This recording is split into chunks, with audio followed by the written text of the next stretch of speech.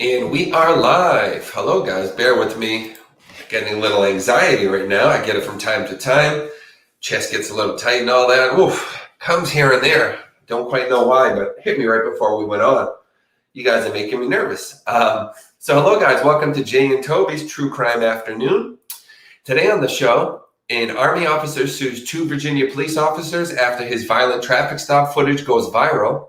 The only surviving victim of last week's mass shooting in South Carolina passes away, and we lighten the mood a touch with the top 10 odd and creative ways a murder has been committed. That would be a good one. Don't you say, Tobe? Check. If you're not familiar with our show here, we are the sister show to the main Jason Hebert channel, where I interview the loved ones of missing persons and unsolved crimes in an effort to help spread awareness and bring justice. Now, I tried something different with StreamYard today. I'm actually streaming to both channels. I'm not quite sure how this will work, how it'll show who's in the chat, if everyone can see each other, or if you can only see the people in your chat, which is probably how it'll be. So it might have been a mistake doing that, but we'll see if it brings more people in either way. This morning show is a bit of an extension to the nighttime program and works a bit differently. Instead of interviewing the subjects here, we instead take a look at stories from a third-party perspective and give our own opinions of them, as well as communicating with you, the subscribers, through the chat in an effort to get to know you better. We also raise money during the show to support the efforts required to find the families we interview, such as research their cases, promote the stories, and everything else that comes along with the time-intensive processes that have come to make up the nearly 120 interviews we have on our main channel. So we do appreciate anyone who can donate to support. If you wish to do so, the link is in the description of the chat and will also be posted periodically throughout the show. Sorry, link is in the description and will be posted periodically throughout the show in the chat. Anyone who does donate will get a couple of cool perks. First off, we'll post your name on screen, and I'll show you in just a moment for the duration of the show how that works. Lastly, each donation goes to get our adorable co-host Toby here a treat. Every donation gets him a treat, with the first 10 minutes being a lightning round that gets him double treats. So we do that to be a little fun, a little more incentive for everyone, and Toby gives him incentive to hang out here with us. So give me just a moment. I gotta grab some water. Mouth is really dry, which happens when I talk a lot. So I see you guys all talking. I hope you can all see each other no matter what chat you're in. And so far we have 6 or 7 people. So it looks like so far it didn't really up the amount of people that come in, but we'll see how it works going to both chats. Give me just a moment to grab that water. I'll be right back.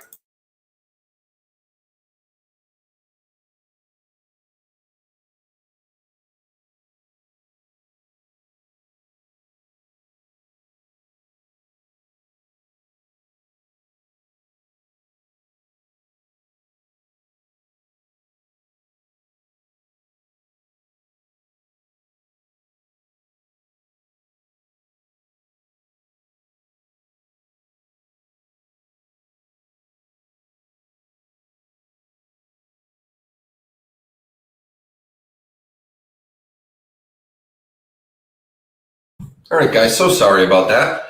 Between the dry mouth and the anxiety, water should help. Watcher, what I mean is on StreamYard, you can stream to, hey, Tabitha, Annie, what's up, guys? Ronnie. On StreamYard, you can stream to multiple places. Like what I used to do is to my YouTube channel and also to Facebook. Well, I didn't even really stop and look before, but I just realized you can stream to 2 YouTube channels. So I'm streaming this to both of them, the main channel and the secondary one. This will be the last time we stream on the main channel. And just curious how it turns out. But so far it looks the same. If you didn't join us earlier, then you missed something important, and the person is here now. So I'm going to do it one more time. And that's, we would like to say rest in peace to Annie's poor dog, Gigi, who passed away last night. This is Gigi here. Rest in peace to her. You can just see in her eyes, the poor thing. Annie's talked about it, that she thought she was on the way out. And unfortunately, last night did prove to be her last. So everybody, me, Toby, everyone in chat, let's all give a moment of silence and a rest in peace for little Gigi.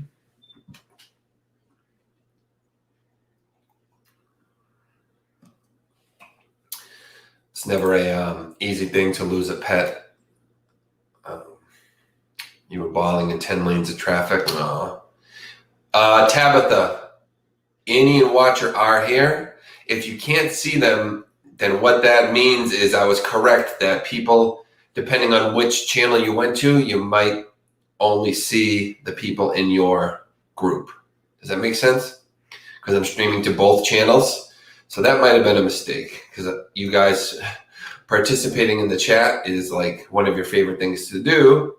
So oh God. So yeah, okay. If you don't see them, guys, and you want to, just go to my other channel. So I'm streaming to Jason Hebert channel and to Jay and Toby channel, the secondary one. So whatever one you're in, if you don't see the people I'm talking about, stream to the other one. Wonder if I should cancel one of them. I can't without ending both of them. So it probably wasn't the best move. But if you don't see the people who you'd like to see, then switch over to the other one. So sorry about that. This is probably going to be a problem for the whole show. I had a feeling it might not be the best idea. Well, we're trying new things. The reason I did is when I stream to YouTube and Facebook, we do see more people. That was helping us a lot. So I tried, let me stream to the 2 YouTube channels to see if it helps. Then after I set it up, I said, well, wait a second, what about the chat? On the main Jason Hebert channel, see, we're up to 16, so it's climbing. On the main Jason Hebert channel, we will have an interview tonight. So if you were here earlier, we had somebody contact us, and we did set up an interview with her. Her name was Brittany. And I'm also waiting for a guy, I believe it's a guy, I'm almost positive. He goes by Raven Ravnos, or Ravnos Raven. He's in the chat a lot. He would like to speak to me by video interview about setting up something as well for his mother. So a lot of you guys know him as well. So we have both of those people pending interviews from the chat. So yeah, if you don't see everyone that I'm talking to, you're just in the wrong chat. So switch to my other channel. We are streaming this to both channels at the same time. So whatever chat you're in is going to dictate who you see, I suppose. Lastly, like I said, every donation, the link is in the description, as well as we'll post it here, goes towards building the channel and helping us with all the work we put in to get the families on the channel here, which is a lot more work than you might assume. So that's the link there if you would like to donate. And every donation gets Toby a treat, courtesy of Watcher here. So this is our boy. And for the first 10 minutes, right now it's 5:38 my time. We'll call it 5:40. And we'll do it till 5:50. So we'll give it 12 minutes. It's the lightning round. Every donation gets Toby double treats. So for the next 12 minutes, your donations will give Toby double treats for the lightning round. Hey, Rhonda. Hey, little Pookie. We got 20 people here, so some people starting to come in. Again, we're streaming to 2 channels here, guys, so you might not see everyone who's commenting, and I apologize for that. So we'll check it within the next 12 minutes, see if anyone did a donation for a double treat. But for now, we'll get going on our news stories. We have a couple news stories, then we're going to go over a list. There wasn't a ton of news today, as opposed to the ones I already read on yesterday's shows. So let me just pull up the main account so that if you guys do donate, I can see it right away. Okay. Sometimes I don't get my notifications via email. Perfect. So let us get going. You're joining the cool stream now. All right. Yeah, it's probably going to be like 18 people in one stream and 2 in the other one. And they'll be like, who is this guy talking to? The 2 people. He's talking to people who aren't even saying anything. What? What are you doing the Toby Shuffle for? Oh, that stuff on your face. Okay. So we have an Army officer suing 2 Virginia police officers after violent traffic stop footage goes viral. Lieutenant Karen Nazario, or Caron maybe, C-A-R-O-N, is seeking $1 million in compensatory charges. Like they're being compensated. Compensatory? Wow, I can't say that word. I don't know if I've ever seen it spelled like that. compensatory charges. That's how you'd say it, right? Compensatory. Yeah. They're being compensated. Compensatory, however you say that word. So here is a picture of the incident. Right here, Army lieutenant pepper sprayed by police. So new video shows violent confrontation at a traffic stop. It was recorded, luckily. And it's a U.S. Army officer suing 2 Virginia police officers following a violent traffic stop that went viral online recently. In December, I'm going to say Karan, because it's a he, I believe. Yes, so it's a he, so I'm guessing Karan. In December, Lieutenant Karan Nazario was driving his SUV when Windsor police officer Daniel Crocker attempted to pull him over for having no rear license plate in tinted windows, the Associated Press reported. You can see there he doesn't appear to have a plate.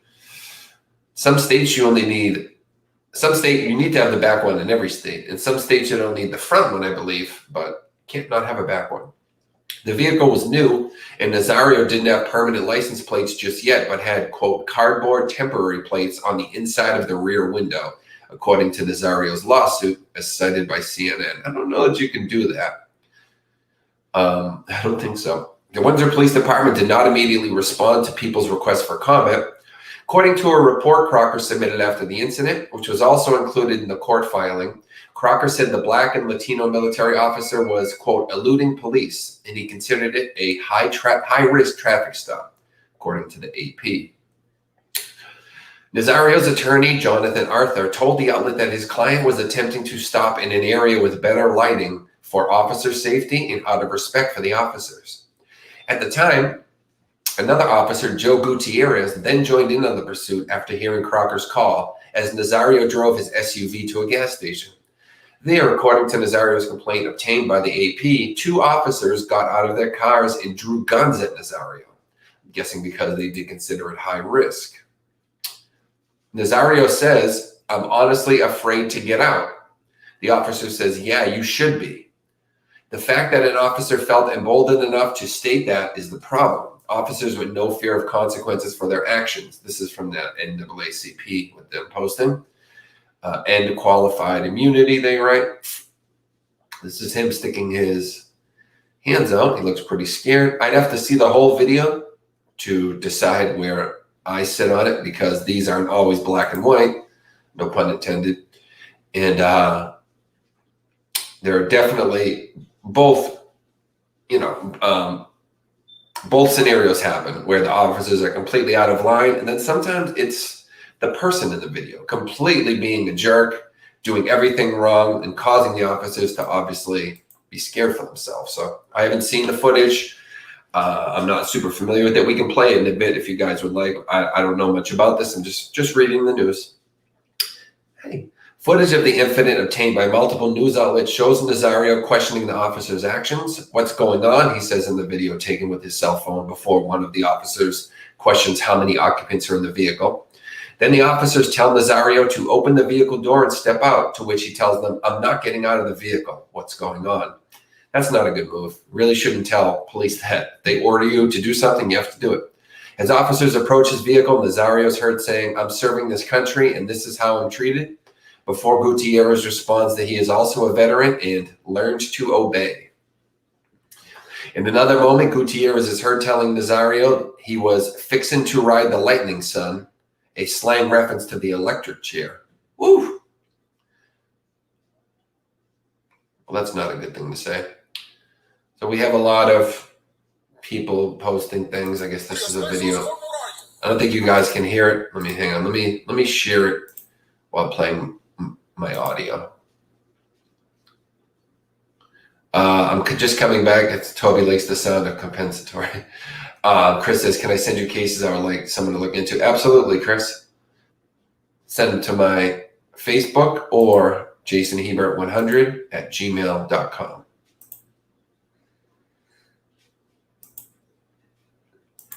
Share screen. Okay, so let's share the audio. We'll play this real quick. Lieutenant, get out of the car. Take your seatbelt off and get out of the car. You made this way more difficult than it had to be. You just complied. Get You out know of the what? car. Let's go back up and look at the other one. It's only a minute long. This is apparently the start of it. I don't like playing these too much because they can cause some problems in the chat and stuff, but this one doesn't seem to be too laced with stuff like that. Officers for everything that happened once he was pulled over.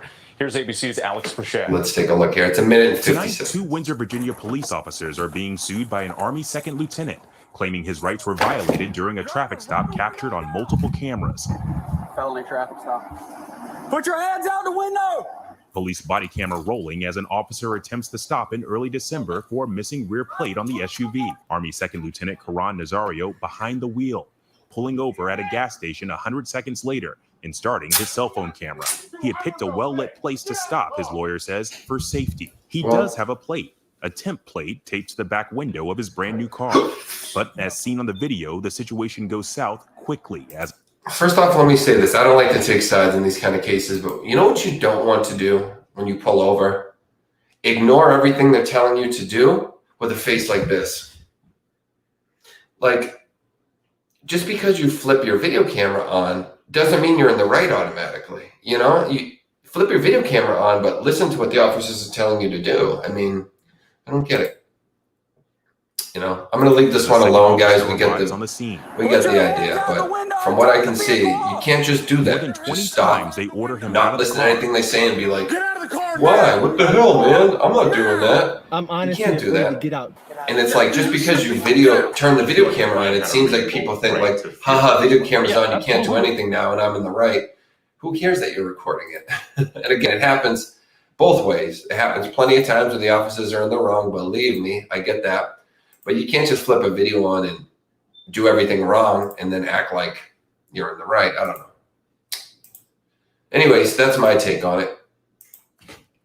But again, there are absolutely hundreds of scenarios that go both ways. So I'm absolutely not speaking of every time this happens. I'm just saying that one in particular. So who knows?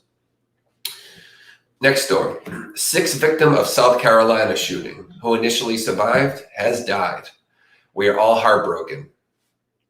It is with much sadness that we announce that we covered this case earlier. If you remember the name Robert Shook, I think like 4 or 5 people had died. He was the only one who was shot who was alive, I believe. Yeah, it says 6th victim right there. Yeah, so 5 had died. He was the 6th, I believe, what it was. But he was one of the only ones, or the only one who didn't die, and now he has in the hospital. It's with much sadness that we announced that late this afternoon, our other beloved coworker, Robert Shook, succumbed to his injuries, his employer wrote in a statement on Saturday. And is this him? Oh, this is him. Okay, I guess that's some kind of a work picture or something. Let me see. So this is Robert Shook, the man who was part of the mass shooting, initially survived, but unfortunately succumbed to his injuries. And yeah, he was the sole survivor of the mass shooting in South Carolina on Wednesday, a story that we did cover. He was 38 years old, was identified by family earlier this week as one of 2 HVAC technicians who were at the home of Dr. Robert Leslie when former NFL player Philip Adams shot them in the driveway before entering the house and opening fire on Leslie and his family. Poor guy was just an HVAC technician. So he's just there to do a job or something along those lines and get shot because he's in wrong place, wrong time. And unfortunately, that's how it can often happen. Wrong place, wrong time. Extremely sad. Do we have a motive? Let me see what else it goes on to say, Brianna. It was Brianna, right? Yeah.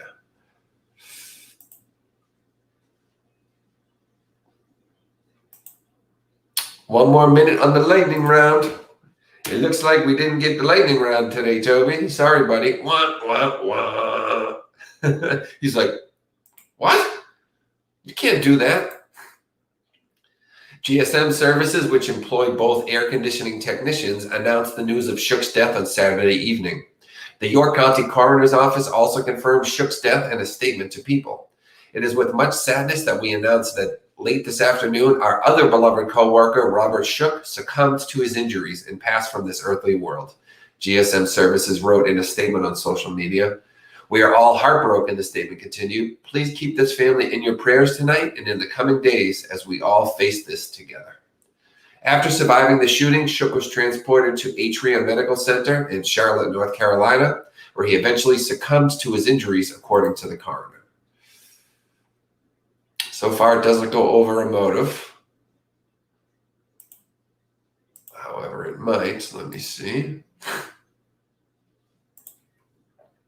In addition to Shook, 5 people were killed in the shooting. Leslie, 70, his wife Barbara Leslie, 69, 2 of their 8 grandchildren, Ada and Noah, 9 and 5, respectively, and Shook's co-worker, 38-year-old James Lewis.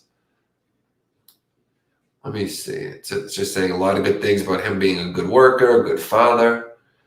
I'm trying to see if it goes over incentive.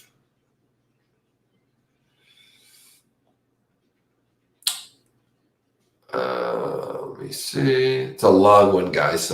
But a couple pages of it are just people talking about, what a good guy he was and all that. So I'm not going to get into too much of that, although our hearts go out to the victims, of course. Okay, although investigators are not yet commenting on what may have motivated the shootings, York County Sheriff Kevin Tolson has cited unspecified evidence the former NFL pro left behind in the 70-year-old physician and author's home that indicated he was the suspect. At a press conference, Tolson said that Adams was living in his parents' home, which is on the same street. Wait a minute. So he lives on the same street. Could we have a neighborly dispute here or something along those lines, I wonder? That would be pretty interesting. It's a heck of a coincidence to run into the home of somebody you live near. There must have been some kind of neighborly dispute, would be my guess. Yeah, be careful, Boston, if you're driving. We don't want anybody getting hurt, so please do not look at the chat. Don't pay attention to the phone while you drive. We completely understand that lots of you guys can't participate in the chat while you listen because you do other things. That's probably the majority of you guys. So it looks like we have no motive so far. I'm going to venture a guess of a neighborly dispute only because they lived on the same street. But of course, that is not confirmed whatsoever. That's just the Jay and Toby take on it. Right, Toby? Shut up and give me a treat. Hey, be good. Okay. So that's sad. Our hearts go out, of course, to the family of everyone involved. We have an elderly husband and wife, 2 grandchildren, and 2 men who were just doing their job. So a truly, truly sad story from someone you would think at least had a good chance of being in a good spot in life. Obviously, he probably wasn't if he was living with his parents, like it said. But as an ex-NFL player, I'm guessing he made anywhere from a good amount of money to an extremely large amount of money, depending on how long he played and things along those lines. But as we know, athletes, it's some high percent. It's in like the 70s or 80s, something like that, of them actually are broke. I think it's within 24 months of retiring or something along. I don't know the exact numbers, but it's something like that. It's a very high percentage are broke a very short time after retiring. Hey, kid, you have to stay for the show.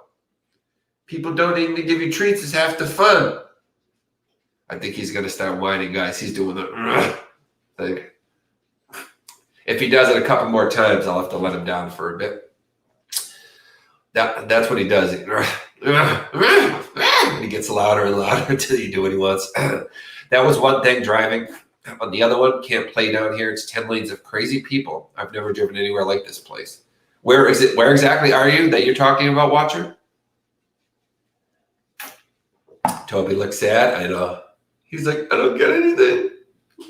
But I'm sitting and doing nothing. That's what I always do. Why aren't I getting my treats? Sorry, Toby. Not how it works, bub. I might have to let him down to pee, and I'm gonna have to go to the bathroom soon anyway. So what I'm trying to do is let him work it out for a couple minutes, and then I can do both at once. Hey, Mary, Durham, North Carolina.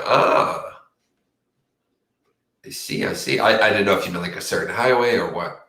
You just mean the city and area itself. 10 lanes of traffic, huh? I've driven through North Carolina quite a few times in going from Boston to Florida. I don't remember if Durham is on the route though. Is it near 95? If it's right off 95, it is. I thought Tampa St. Pete traffic was bad. Yeah. Boston traffic stinks too. But yeah, I've had some bad traffic in Florida, in California. So I used to think Boston was the worst because that was the only place I ever lived. But I have to say, I've been through a lot of bad places driving across this country. So actually, New York is definitely the worst. Running the George Washington Bridge, we were there for hours. I-40. Oh, okay, yeah. So I probably haven't driven down it. Brianna, so I'm broadcasting to both channels. So one of the chats is much busier than the other, although they're both pretty quiet today because we have people, watchers driving. She's usually one of the talkative ones. And then we have somebody, who else is driving? Was it Ronnie, I believe? We have a couple of people driving and just listening, Brianna. So the chat is pretty dead today compared to most days, particularly with Watcher. A lot of times if Watcher was here, we're like, we'll just wait till Watcher gets here. But today it is awful quiet. You okay? He's making very low noises. But typically he gets loud when he wants to go down. So we might have another couple minutes with him. So this list we're going to go over, which is from Listverse, is the top 10 creative ways someone has committed murder. Now, in the intro, I added the words odd and creative ways. And that's because they're pretty dang odd. I don't want to say they're just creative. We have food, plants, everyday items around the house, more food. That one is hard to explain. Okay. Things happening on holidays, a bear. I don't know what that means. Something about a bear. More food, cigarettes, and animals. We have all kinds of ways people are using to commit murder. But you know what? Give us like just a couple minutes. I'm going to get him to pee because I already know he's already starting to do the Toby shuffle, shuffling around in his. Oh, you're not driving, Ronnie. I'm sorry. So a couple of people were. I didn't see who it was. It's too far up the chat now. A couple, Toby's doing the little shuffle, and I can tell he's getting ready. He's going to start with his wine, so I'm just going to get ahead of it, take him to pee. Give me like 3 minutes to take him outside real quick, and I'll be right back, guys, okay? I'll be right back. The Toby shuffle.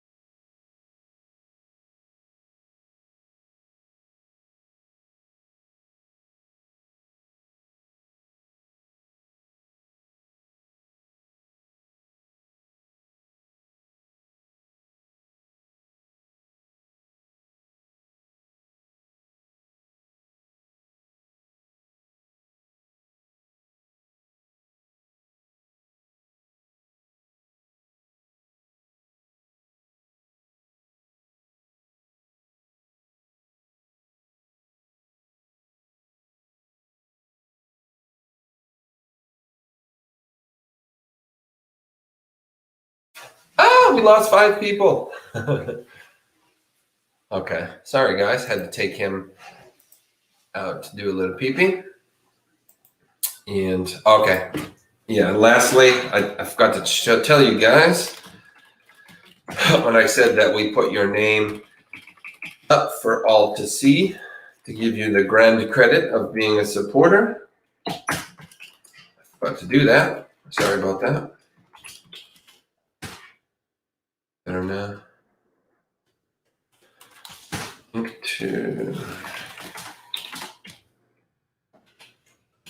I scared you? You didn't hear me say I was taking Toby? Hey, did you just make he's doing his weird breathing thing. Why is he doing that? That's the usual way that he starts right before he starts to whine is he does that over and over. Why are you making your noise, buddy? Okay. So if you haven't joined our second channel, please make sure to. That's where the morning show, similar to this one, is going to be from now on, starting tomorrow. And also, if you're not subscribed to our main channel, which I'm assuming you are, that's where we do the interviews. We are doing an interview tonight on the main channel, so make sure not to miss that. It's weird. Everything I type, it posts twice because it posted on both channels, so it posts for me twice. Okay, and you guys can probably see. Oh, do I have to hit both of them? I hope everybody can see it on screen there. Boom, boom. Let me ask you, is it going off and on for you guys, or is it just changing? Are you seeing both of the different channels with that same message? When I switch back and forth like this, does it go off? What I'm trying to figure out is, does both channels see whichever one I click, or does it go off and on? Today's first time on this site? No. Is it blinking off and on, though, or is it going from Jason Hebert to Jay and Toby's True Crime Morning? You know what I mean? Or is it just going off and on? I'm wondering if I can only post it to one of you guys at a time, or if it's, you know what I'm trying to say? Is it going to only one of you guys at a time? Hi, Kelly. Or is it showing you both of them when I click? I don't know. I'll never do this again, that's for sure. Back and forth? Okay, so you're seeing both of them. Okay, cool. Cool. All right, guys, so that is, if you do decide to support, you'll see right where the NA there, right where the NA is, that's where your name will go. Of course, right now we don't have anybody because we haven't had any donations just yet for this show. But if you decide to, this is the link right here. We'll post it in the chat, and it's also in the description. It's posted on both channels, and it's not showing both. Okay. All right. So that's the best I can do with it. I'll definitely never do it on two channels ever again. I'm going to stick on the main channel because it's kind of confusing this way for me and probably for you. All right. Top 10 creative ways someone has committed murder. And if you weren't here earlier, I had a filling ripped out of my teeth eating a candy yesterday. It's bothering the heck out of me. That's why if I have a little speech impediment when I'm talking, it's because I'm thinking about the dang tooth pain. Keep my trail of thought my thoughts are trailing off, and that's all I'm thinking of. I'm trying to see if this water hurts it with the cold. Yes, it does. Okay, now I know. Can't have anything cold on that. Wow, that sucked. You know, I hadn't even noticed that until right now, that even water hurts it because of the coldness. Okay, anyways, number 10, the creative way someone has killed someone. Leg of lamb. Yes, somebody killed someone with a leg of lamb. I will show it for you guys who are watching as well as listening. Rinse with salt water. I will, but so it's in the front here. Like the front of the tooth, the part you can see, unfortunately, right here. I don't know if you can see it. And the filling just got ripped out, so it's completely exposed now. So even if I rinse, it's still gonna hurt, right? Do you just mean just to clean it, I guess? I don't know how much that's gonna do is what I'm trying to say, but I will do it because I know you're supposed to do that. But stinks. Is that gonna help with the pain, or is that just to keep it clean till I get it filled? Oh, will neutralize the pain. Okay. All right, cool. You know what? Let me do that real quick, if you don't mind. Give me 1 second.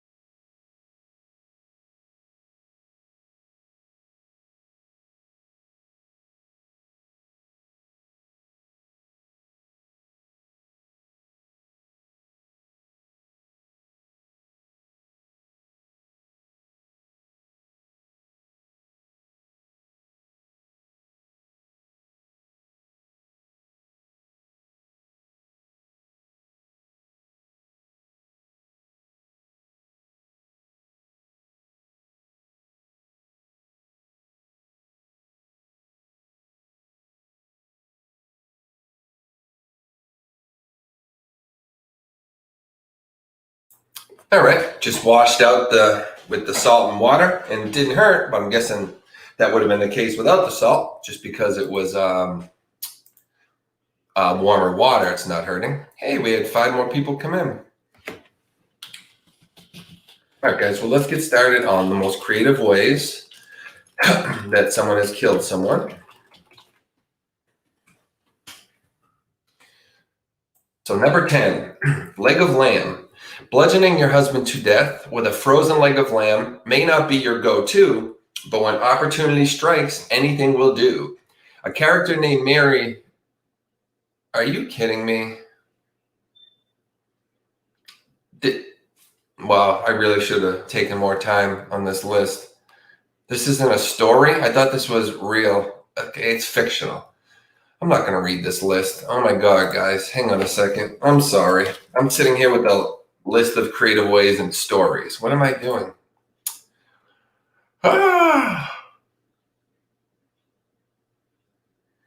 Yeah, I'm gonna make an appointment right away. Definitely. I was worried about the cost, but people were saying it'll go by your income, so can't be too much for me.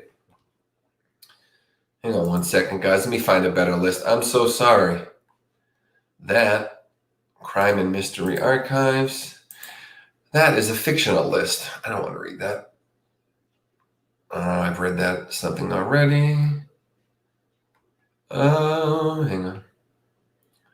10 terrifying unsolved serial murders. Let's see. This could be interesting. Check number 1. Is it real? Here we go. Okay, yeah, and they all have names and everything. This would be an interesting one. So here's 10 unsolved serial murders.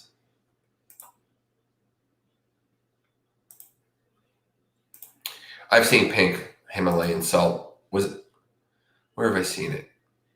I don't know, but I've seen different kinds of something like that on Shark Tank too. I think that was sugar or something. I don't know.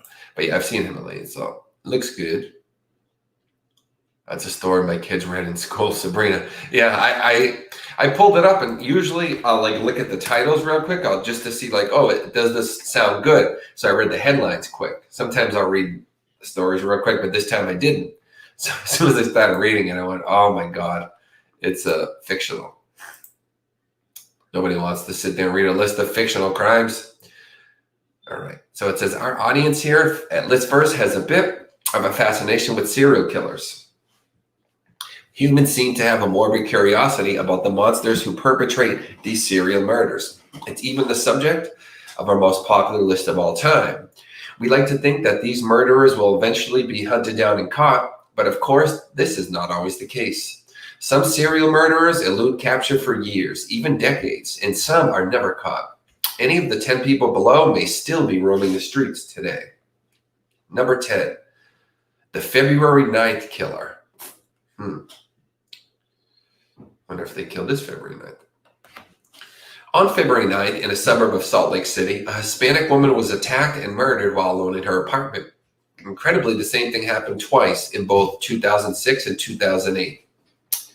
And though at first the repeated circumstances were taken to be a grisly coincidence, DNA analysis of evidence collected at both scenes would later prove that the murders were committed by the same man, whom the media promptly dubbed the February 9th killer.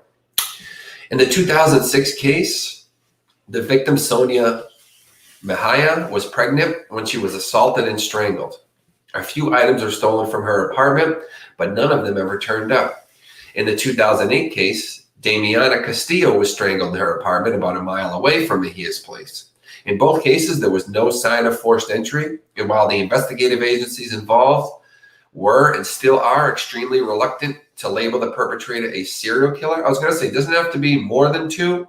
Is it two or more than two to be a serial killer? I have to double check that.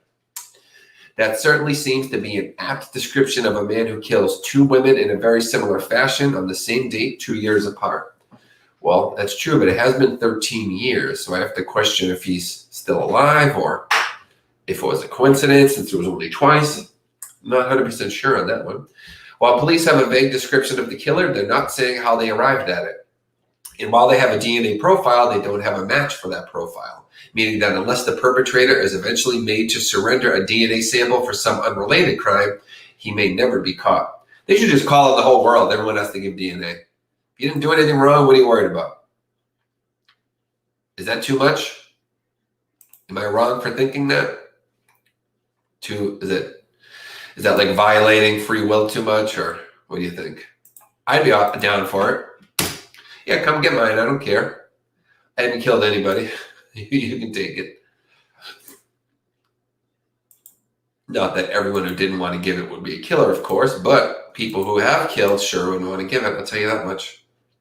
More than two on separate occasions, I think. I swear to God, I've never seen in Louisiana. I have to look next time. All right. Well, I'd be open to it anyways. Number 9, the Phantom Killer. The twin cities of Texarkana, Texas, and Texarkana, Arkansas, have only had one reported case of serial murder, and it was a case that gripped the region in fear for several months in 1946. The attacks came at night on the weekends, roughly every few weekends for that period. In total, 5 people were killed and 3 more injured. The case so captured the public imagination that 3 years later it inspired the horror film The Town That Dreaded Sundown. And we have our first donation coming in. Hang on. We have $5 from Dana. Thank you, Dana. Comes through with 5 buckaroonies.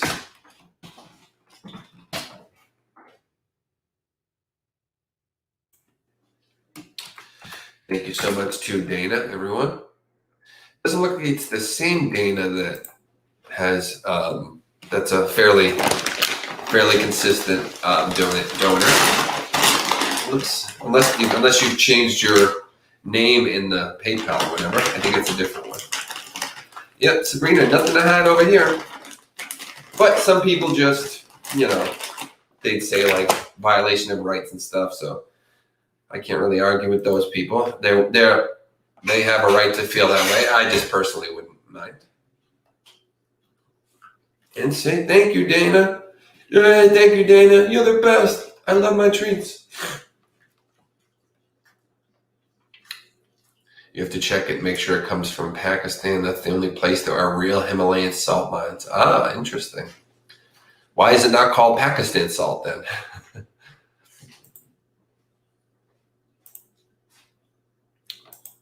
Oh, the Himalayas are in Pakistan? What? I know nothing. I just felt so dumb after I said that. I'm like, are the Himalayas in Pakistan? I'm dumber than I. Sometimes I realize I'm dumber than I thought I was. This is one of those times. After one of the murders, Sheriff William Presley exclaimed to the press, nope. Only the first victims, Mary, Jean LaRae, and Jimmy Hollis, were able to give a description of their attacker, and it was more terrifying than it was helpful. They described a 6-foot-tall man with a plain white sack over his head. Boom, there we go. 6-foot-tall man with a sack over his head, which had holes cut out for the eyes and mouth. It isn't known whether or not the killer wore this mask during the other attacks. The only survivor didn't get a look. The only other survivor, sorry. The killer used a .32 caliber pistol, nearly always killed 3 weeks apart, and always carried out his murders in the dead of night. After one of the murders, Sheriff William Presley exclaimed to the press, "This killer is the luckiest person I've ever known. No one sees him, hears him in time, or can identify him in any way." I wonder if that's careful planning or if he truly is just lucky. This led the press to dub him the Phantom Killer, and the killings themselves have become known as the Texarkana Moonlight Murders. One suspect, Ewell Swinney, was imprisoned as a repeat car theft offender in 1947 and released in 1973. He was never charged with the crimes. Though some in law enforcement and the press have speculated that the murders may have been the work of the Zodiac Killer, this has never been proven in any way. Give me 1 sec to check something on Toby, guys. Bear with me.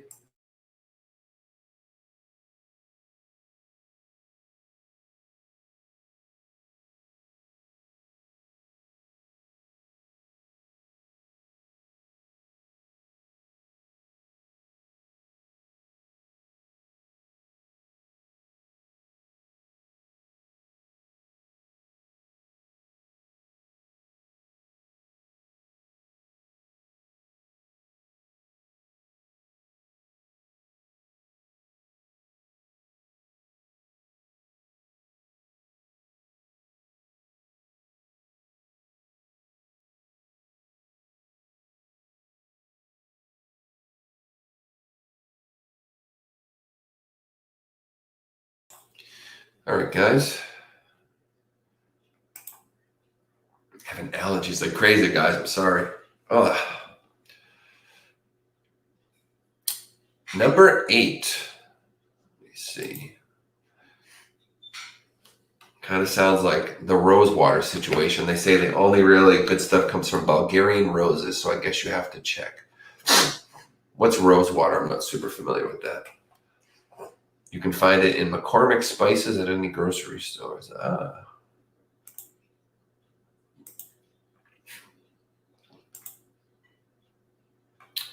Number 8, the doodler. In the 70s, being gay in America was a very tricky and sometimes very scary thing. Even in relatively accepting communities, prejudice could rear its ugly head at any moment. And one predator of young gay men of the era seemed to understand this with terrifying clarity. The doodler, or Black Doodler, as he was variously nicknamed by the press, was so called because he carried out his murders thus. He would gain entry to his victims' abodes as a companion, then sketch them before stabbing them to death. How creepy is that? Pretty weird that he sketches them. Between January of 74 and February of 75, no less than 14 young gay men were killed. Whoa, that's a lot of murders for that period of time. Just over a year, he's averaging just over 1 a month. More, because 3 more were attacked but survived. Yet the case remains unsolved because the survivors refused to out themselves by testifying against the prime suspect. Wow. As much as I can understand, if you have something that you're very worried, I don't know I'm careful what I want to say here. You have every right to keep that private if it's something you don't want out there. But at the same time, by not testifying, you're actually risking more deaths. That is oof. You really should see if you can work something out where you don't publicly have to say anything, but help the police, I guess. I don't know. Maybe that's what they did. It didn't help. Ooh. Sapphire, we are looking at 10 terrifying unsolved serial murders. You guys talking about the Himalayan salt. My allergies. So, wow, I sure wish that these guys, I can't believe 3 of them that survived. All 3 were scared to out themselves, so didn't say anything. It must have really been scary to be gay back then because 3 of them decided not to come out and get the guy put away. Yeesh. Especially in San Francisco. Two of the survivors were public figures, an entertainer and a U.S. diplomat. How did this guy get in their homes? Who is this guy? Harvey Milk, mayor of San Francisco at the time, and a gay man himself, stated, "I can understand their position. I respect the pressure society has put on them. My feeling is that they don't want to be exposed." I understand that, and you have every right to, to keep whatever parts of your life private that you'd like to. That's everyone's right. But in that situation, that is a tricky one. I would say even if I was terrified to come out, if I knew it could save lives, I would still do it.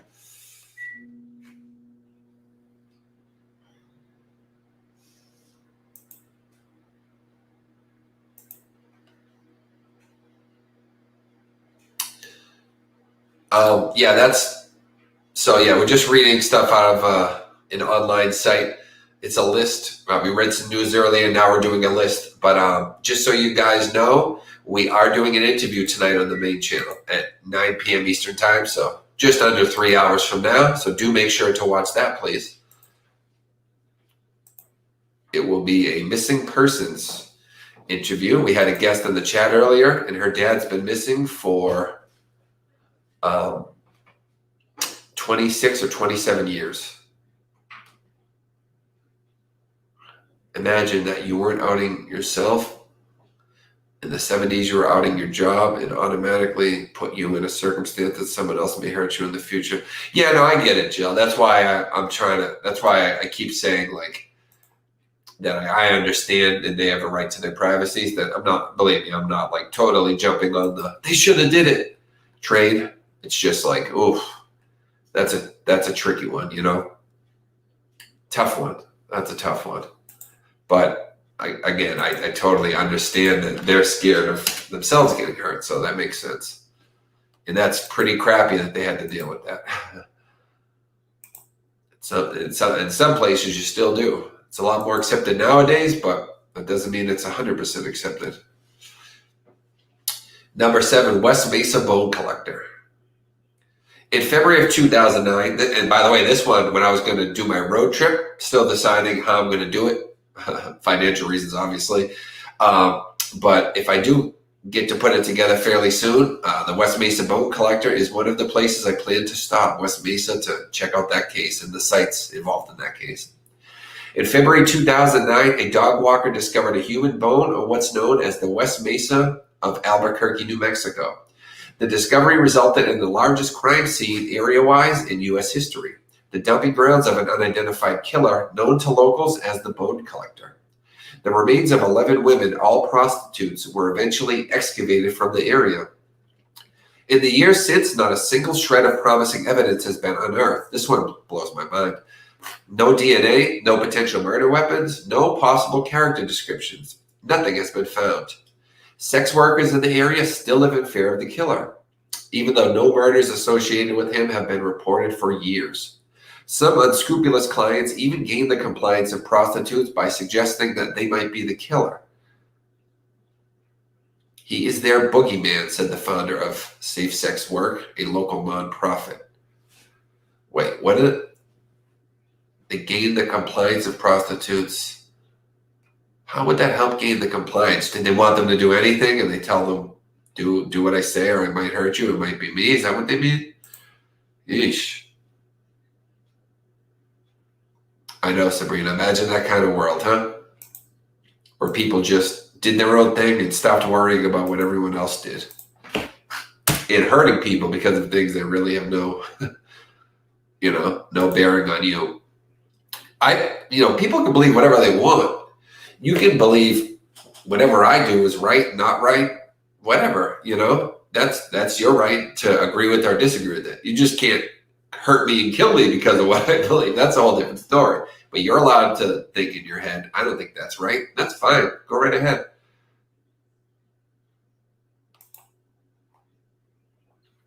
Local police have stopped shrugging off reports of rapes and beatings of sex workers in the area in a bad date list. A registry of local men who have mistreated prostitutes is now regularly updated. Oh, wow. Local sex workers have become exceedingly cautious, and while this may have played a part in foiling the killer's activities, his identity is still a complete mystery. You know, and I bet a lot of them probably have been with this guy, assuming he's still alive. How scary. Because I'd imagine even if they are the killer, they must have some that they don't kill. You know, just have a regular time with them that night. And they'll probably think, oh, I'll get her next time or something. So imagine they're just maybe the lucky ones, and they've been with this guy, and he's just out there roaming around, picking them up, deciding if he's going to kill that one that night. It's just scary.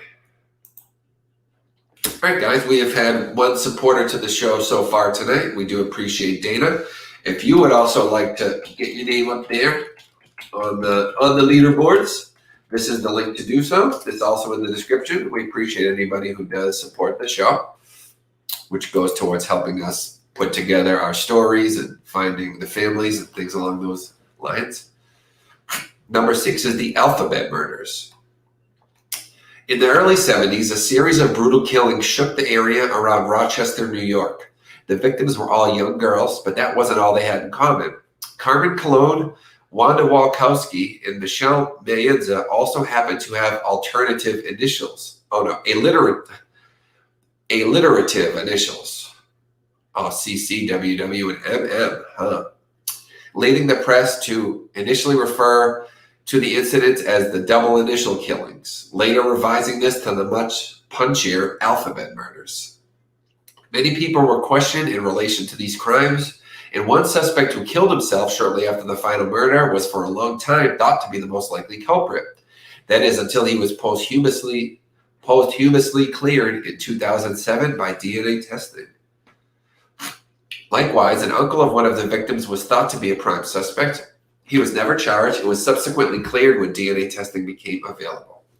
Rochester native Kenneth Bianchi has long been under suspicion as well. After moving to LA, he and his cousin committed the murders attributed to the Hillside Strangler. And while Bianchi has never officially been cleared of the Rochester killings, he has also never been charged and still maintains his innocence. Additionally, in 2011, my allergies are killing me, guys. 77-year-old New Yorker Joseph Nazo was charged with murdering 4 women in California in the late 70s. He probably wouldn't have been considered in relation to the Rochester case, but for the names of his victims: Roxine Rogash, Pamela Parsons, Tracy Tafoya, and incredibly another Carmen Cologne. Whoa. Wait a minute. That looks likely to me. I hope they did a lot of research on this guy. Hang on, let me see one thing.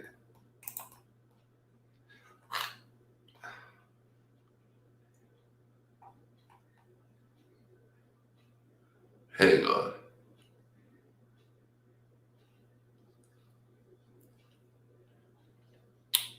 Wow. Yeah, so he was these happened in New York, the original murders, which is where he lived at the time. Then years later, this guy who is from that city in New York, is from New York, goes to California, kills a bunch of women with the same initials. And he had been in New York at the time of the other ones. Huh. But at the time of writing, Nazo's trial has been repeatedly postponed in the California cases, nor has he been charged with the Rochester alphabet murders. I'm going to look him up and see if anything's happened since. This is an interesting one. This one I find highly interesting. Joseph Nazo, or Nazo maybe, N-A-S-O.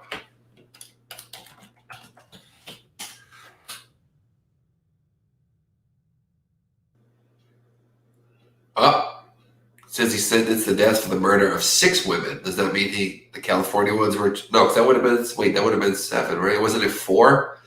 And the other one was 3? Hang on.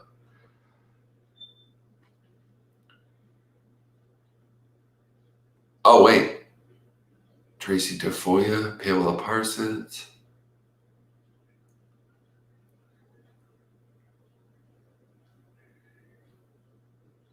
Hang on a second. Who were the original 3? Let me check here. I'm trying to see if he was convicted eventually. So Carmen Cologne, Wanda Walkowitz, and Michelle Mayenza. We won't look at Carmen Cologne because there's 2 of them, but Wanda Walkowitz and Michelle Mayenza. Was he charged with any of those? No, he wasn't. Huh. So he still hasn't been charged with those initial murders. What do you guys think? And it's the other end of the spectrum, as far as east to west. Yeah.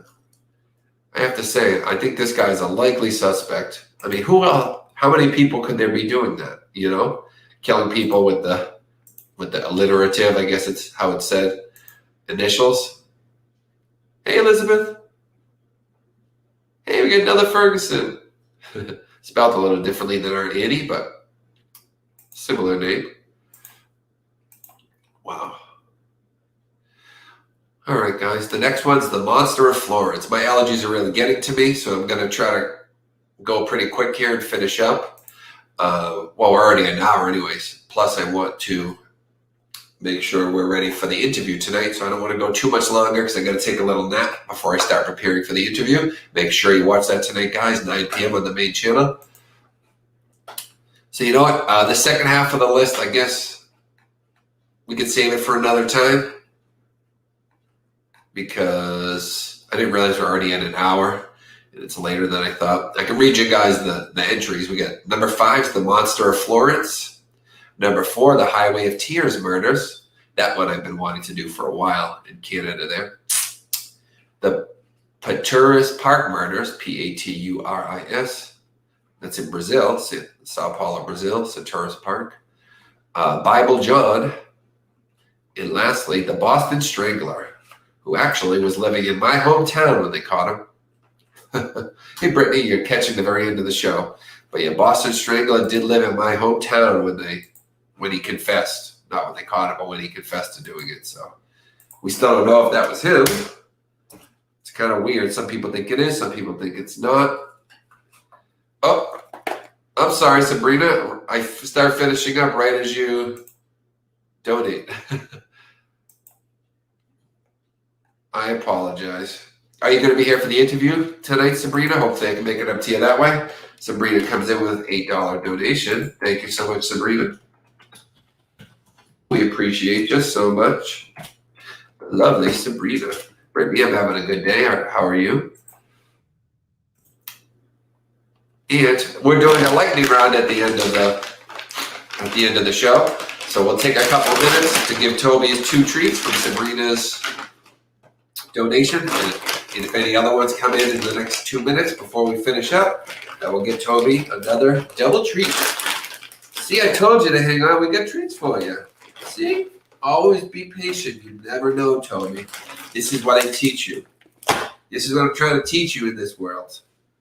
Always be patient. Yeah. All right. What a day. Oh, now look at you. Broke in half, so now it's like you're getting 3. That's like number 2 now. All righty. What a day. Look, he saw me with the other one. He's looking for it. I got it. All right. Thank you to Sabrina. You are awesome. Thank you, guys. Phone call. Wait. What do you mean? What's not important, Sabrina? Is everything all right? You remember DeSalvo was the first serial killer I'd ever heard of. Yeah. Albert DeSalvo from good old Malden. I always wonder if that was him.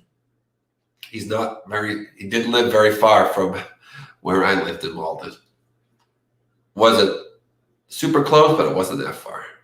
Same city, though. Is everything all right, Sabrina? What are you saying? No, not important. What's not important?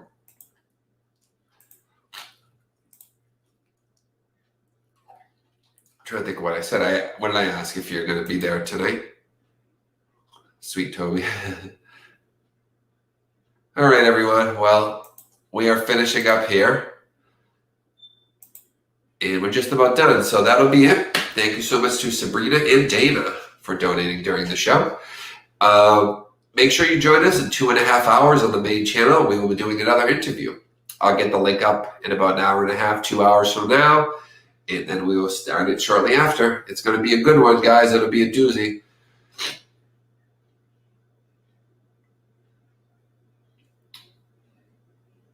Oh, okay. Yeah. Sorry about that.